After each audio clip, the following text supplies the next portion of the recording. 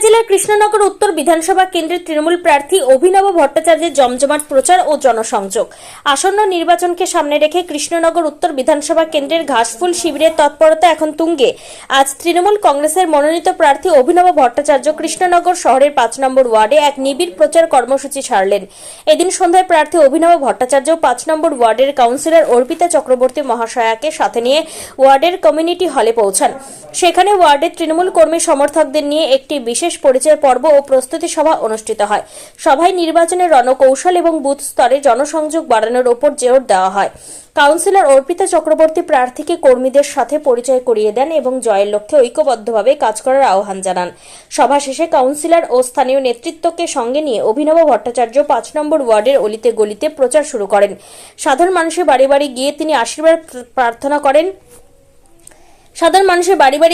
আশীর্বাদ প্রার্থনা করেন এবং এলাকার উন্নয়নের ধারা বজায় রাখার প্রতিশ্রুতি দেন।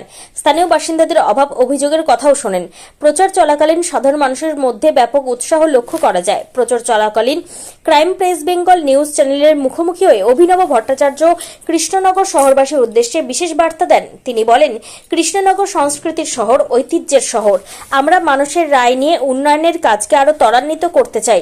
শহরবাসী যেভাবে ভালোবাসা দিচ্ছেন তাতে আমি অভিভূত। শান্তি ও প্রগতির ধারা অব্যাহত রাখতে আপনারা পাশে থাকুন। কাউন্সিলর অর্পিতা চক্রবর্তী জানান, ওয়ার্ডের প্রতিটি কোণায় প্রার্থীর গ্রহণযোগ্যতা এবং মানুষের স্বতঃস্ফূর্ত সাড়া প্রমাণ করছে যে আগামী দিনে কৃষ্ণনগর উত্তর কেন্দ্রে তৃণমূল কংগ্রেসের জয় কেবল সময়ের অপেক্ষা। কর্মসূচি আপনার পরিকল্পনা কি রয়েছে মানুষের জন্য? এখন প্রথম কাজ হচ্ছে ভোটের প্রচার করা, দিয়ে বিপুল ভোটে কৃষ্ণনগর উত্তরকে জয়যুক্ত করার পরে পরিকল্পনা নিয়ে চিন্তা করা। কিছু কিছু পরিকল্পনা তো আছেই, সেগুলো আমরা বাস্তবায়িত করব। যেমন আমাদের কৃষ্ণনগরে এই টোটো যানজটের কারণে অনেক সমস্যার সম্মুখীন হয়, এই বিষয়ে আপনার পরিকল্পনা কিছু আছে? টোটোর যানজট নিয়ে পরে চিন্তা করব। আচ্ছা, আর এই যে বিগত দিনে যে ফুটপাতে যে বেশ কিছু দোকানপত্র সব ভাঙা হয়েছিল, সেই বিষয়ে কৃষ্ণনগর পৌরসভা বলেছিল আগামীতে এদেরকে পুনর্বাসন দেওয়া হবে, সেই বিষয়ে আপনার কোনো পরিকল্পনা? অ্যাডমিনিস্ট্রেশন যেটা বলেছে সেটা অ্যাডমিনিস্ট্রেশন চিন্তা করবে। আমি তো কোনো ক্যান্ডিডেট। আমাদের ক্রাইম প্রেস বেঙ্গলের মাধ্যমে আপনার জনসাধারণের প্রতি বার্তা বললেন? ক্রাইম প্রেস বেঙ্গল এই মিডিয়ার মাধ্যমে জনসাধারণের প্রতি বার্তা। জনসাধারণের প্রতি এটাই বার্তা, আগামী দিনে যদি আমি কৃষ্ণনগর উত্তর বিধানসভা যদি জয়ী হয়, তৃণমূল কংগ্রেসের যে ক্যান্ডিডেট আছে আমি জয়ী হয়, তখন জয়ী হবার যে যুব সমাজকে নিয়ে চিন্তা আছে, ওদের মানে যে বেকার ব্যাপারটা আছে সেটা থেকে সরকারি অথবা বেসরকারি কোনোভাবে যাদের কর্মসংস্থান হয় সেসব নিয়ে চিন্তা করবো। বেশ, কেমন সাড়া পাচ্ছেন মানুষের? খুবই ভালো সাড়া পাচ্ছি। বুঝতে পারছি যে কৃষ্ণনগর উত্তর বিধানসভার প্রার্থী হয়ে আপনার কেমন লাগছে এখন? খুবই গর্ব। সরাসরি প্রতিষ্ঠিত ব্যবসায়ী থেকে রাজনীতিতে কি বলবেন? তৃণমূল কংগ্রেসের সুপ্রিমো মমতা বন্দ্যোপাধ্যায় এবং সর্বভারতীয় সাধারণ সম্পাদক অভিষেক বন্দ্যোপাধ্যায় আমাকে যোগ্য বলে মনে করেছে বলে আমার খুব গর্ব। এই জন্যই আমার তৃণমূল পার্টিতে আসে। কোথা থেকে প্রচার পর্ব শুরু করলেন? আমি ৫ নম্বর ওয়ার্ডের প্রাক্তন কাউন্সিলর অর্পিতা চক্রবর্তী।